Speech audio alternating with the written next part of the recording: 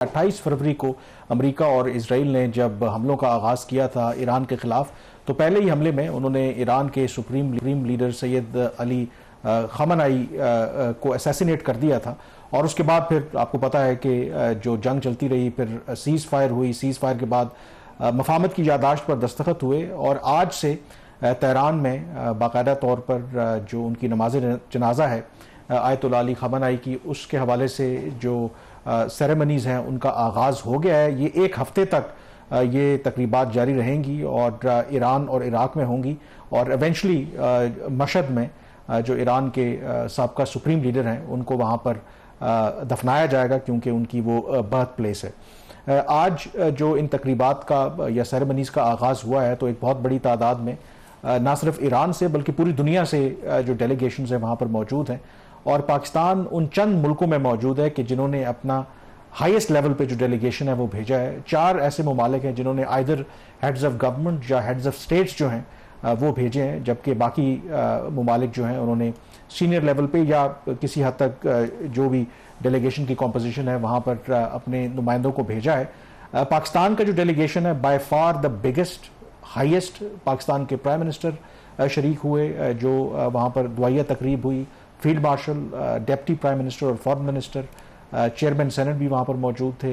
KP के governor, इसी तरीके से चीफ मिनिस्टर हैं सिंध के बिलावल भुट्टो जरदारी चेयरमैन, और बाकी जो शख्सियात हैं वो मौजूद थी। और उससे शहबाज क्लियरली मेरे ख्याल में 2 पैगामात है। एक तो ईरान की गवर्नमेंट के लिए, ईरान के अवाम के लिए, कि इस सारी मुश्किल घड़ी में हम ईरान के साथ खड़े हैं, क्योंकि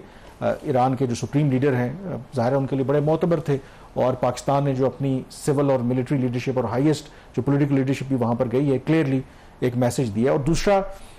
आउटसाइड वर्ल्ड के लिए भी उसमें मैसेज है कि इर्रेस्पेक्टिव के ईरान के बाकी जिन मुल्कों के साथ जो भी झगड़े हों, पाकिस्तान जहाँ तक ईरान के साथ अपने जो ताल्लुकात हैं वो डिटर्मिन अपने नेशनल इंटरेस्ट को सामने रख के करेगा। जैसे मैंने कहा कि सिर्फ 4 मुल्क ऐसे हैं जिन्होंने सिर्फ अपने हेड्स ऑफ स्टेट या हेड्स ऑफ गवर्नमेंट भेजे और उनमें से पाकिस्तान एक है। कामरान, जहाँ पे पाकिस्तान ने 2 पैगाम दुनिया को दिए, वहाँ पे ईरान ने भी एक बहुत बड़ा पैगाम दिया है कि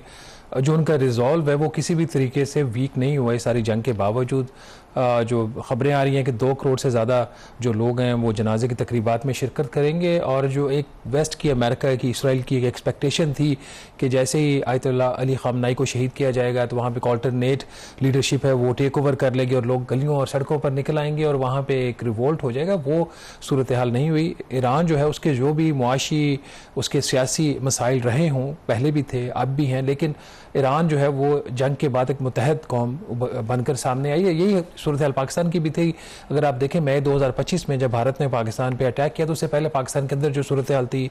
जो एक डीप डिवीजन पाकिस्तान के अंदर थी, वो जंग के बाद वो सूरत हाल नहीं रही। कौम जो थी उसके अंदर एक दफ़ा यूनिटी आई और हमारा तो शायद एक बहुत ही एक 1 वीक का एक स्टैंड ऑफ था। और ईरान ने 4 माह तक दुनिया की जो 2 बहुत बड़ी ताकतें हैं, इसराइल कहने को छोटा मुल्क बट उनकी जो मिलिट्री पावर है उसके ऊपर किसी को डाउट नहीं है, और दुनिया की जो सुपर पावर है उसने जो अटैक किया उसको सस्टेन किया। उनकी लीडरशिप वन आफ्टर अनदर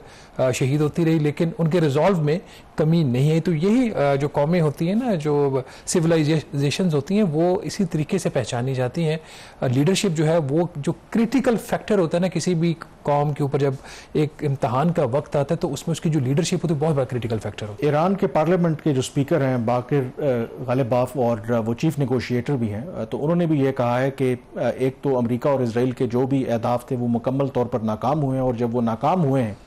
तो उसके बाद ये दरख्वास्त सीज़ फायर की उनकी तरफ से आई है। और फिर ये जो नमाज जनाजा है 1 हफ्ते तक ये जारी रहेगी, तो इसको ऑब्वियसली ईरान जो है एक मैसेज भी दे रहा है अपने एडवर्सरीज को कि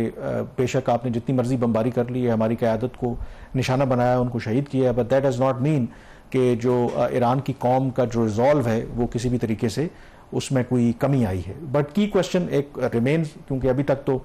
जो ईरान के नए सुप्रीम लीडर है मुश्तबा ख़ामेनेई, वो फ़िलहाल भी मंजर आम पर नहीं आए। जो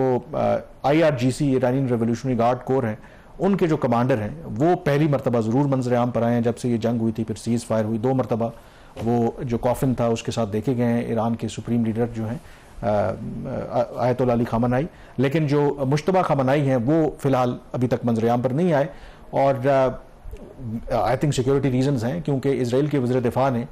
ये कहा था कि वो अभी भी हमारी हिट लिस्ट पे हैं, यानी कि हम उनको निशाना बना सकते हैं। बट आई सीरियसली डाउट कि इस तकरीब के मौके के ऊपर वो इतना बड़ा रिस्क इजराइल ले सकता है, गिवन द फैक्ट कि ना सिर्फ वहाँ पे मकामी लोग इसमें शिरकत कर रहे हैं बल्कि पूरी दुनिया से वहाँ पर लोग मौजूद हैं। इंटरेस्टिंगली इसमें बाकी दुनिया से तो लोगों को दावत दी गई है इसमें शिरकत करने के लिए,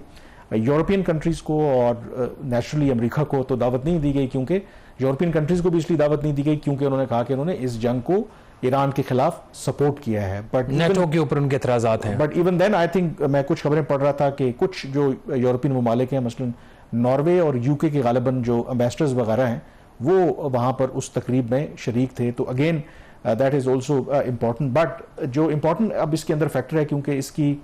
सिंबॉलिक तो सिग्निफिकेंस बिल्कुल है कि ईरान ने डिफाइंस शो की है कि इर्रिस्पेक्टिव की जितनी मर्जी इसराइल ने और अमेरिका ने अपनी माइट दिखाई, लेकिन जो ईरान है they stood their ground. But challenges remains और वो उसमें इंपॉर्टेंट है। पाकिस्तान का भी उसमें रोल बड़ा इंपॉर्टेंट है और पाकिस्तान के ज़ाहिर फील्ड मार्शल और प्राइम मिनिस्टर वहाँ पर गए साइड लाइन्स के ऊपर, कुछ उनकी वहाँ पर मुलाकातें भी हुई हैं। और इसी हफ्ते जो मुज़ाकरात का टेक्निकल लेवल के ऊपर एक दौर जो है दोहा में हुआ है, I think that was also significant, क्योंकि पिछले हफ्ते जो आपको पता है कि ईरान और अमेरिका के दरमियान एक दफ़ा फिर एक्सचेंज ऑफ मिसाइल्स और ड्रोन हुआ था और शायद लगा कि ये जो जंगबंदी है ये कहीं टूट ना जाए, जो MOU हुआ है ये बात आगे ना बढ़ सके, तो उसको फिर रिवाइव करने के लिए या रेस्क्यू करने के लिए ये मुज़ाकरात हुए। एंड अगेन पाकिस्तान और कतर जो हैं उन्होंने मीडिएट करवाया। ये इनडायरेक्ट टॉक्स थे, not at the same highest level. Jared Kushner और स्टीव विटकॉफ थे अमेरिका की तरफ से और ईरान के डिप्टी जो फॉरेन मिनिस्टर हैं उन्होंने शिरकत की। और उसमें जो की दो चीज़ें सामने आई हैं जो, और इससे आपको अंदाज़ा भी होगा कि कितना मुश्किल है ये हतमी मुआहदे पर पहुंचना, यानी कि उन इश्यूज़ पर डिस्कशन हुई है जो MOU में तय हो चुके थे। और दो इश्यूज़ कौन थे एक तो स्ट्रेट ऑफ हॉर्मुज़ वाला जो MOU के तहत तो तय हो चुका था, उस पर दोबारा से उसकी इंटरप्रिटेशन को लेकर के इश्यूज़ बने। दूसरा इशू था ईरान के जो फ्रोजन एसेट्स हैं, वो भी जो ईरान का ये कहना है कि MOU में तो वो तय हो गया है कि उनको part of the amount will be $6 अरब उनको मिलना, लेकिन वो नहीं हुए। तो इससे आप अंदाजा करें कि जो टेक्निकल लेवल के टॉक्स एक्चुअली जो मोर कंटेंशियस इश्यूज पे होने थे उन इश्यूज पे हुए जो अपेरेंटली MOU के तहत रिजॉल्व हो गए थे। तो नहीं, ये एक तो डेवलपमेंट था, लेकिन इसमें अभी पाकिस्तान की जो फॉरेन ऑफिस उनकी तरफ से भी स्टेटमेंट आई है।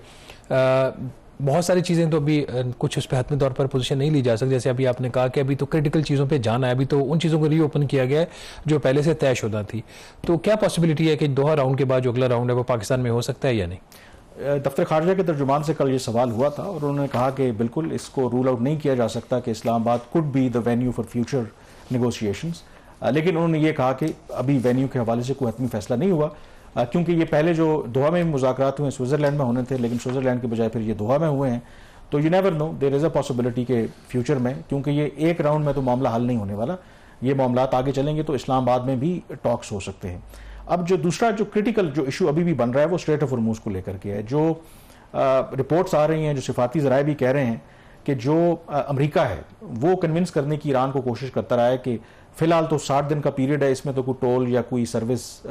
फ़ी वगैरह चार्ज नहीं कर रहे। अमेरिका ये कह रहा है कि आप 60 दिन के बाद भी इसके ऊपर कोई भी टोल, कोई नया रिजीम ना लागू करें।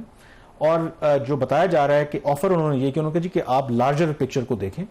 अगर आपका ख्याल है कि आप यहाँ पर एक टोल लगा के जिसको एक्सेप्ट नहीं किया जाएगा या कोई फ़ी चार्ज करेंगे, तो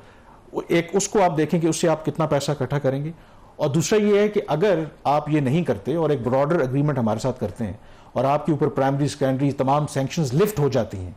उसका इकोनॉमिक बेनिफिट आपको कितना होता है, तो ये आप डिसाइड कर लें। तो अमेरिका ये कहने की कोशिश कर रहा है कि टोल लगाने से आपको उतने पैसे नहीं मिलेंगे जितना आप अगर हमारे साथ तावन करते हैं और उस पर टोल नहीं लगाते और उसको उसी तरीके से रीओपन करते हैं जो 28 फरवरी से पहले वाली सूरत हाल थी, तो उसके जो आपको बेनिफिट होंगे वो फिर आप सोच भी नहीं सकते। विच आई बिलीव, आई थिंक अगर आप प्रैग्मेटिकली होकर देखें तो it makes sense. But the problem is Iran के लिए कि उनको ये लगता है कि आप अगर स्ट्रेट ऑफ हॉर्मुज़ को निकाल दें, यानी कि न्यूक्लियर प्रोग्राम के ऊपर तो वो तैयार हैं कि वो नहीं बनाएंगे हथियार,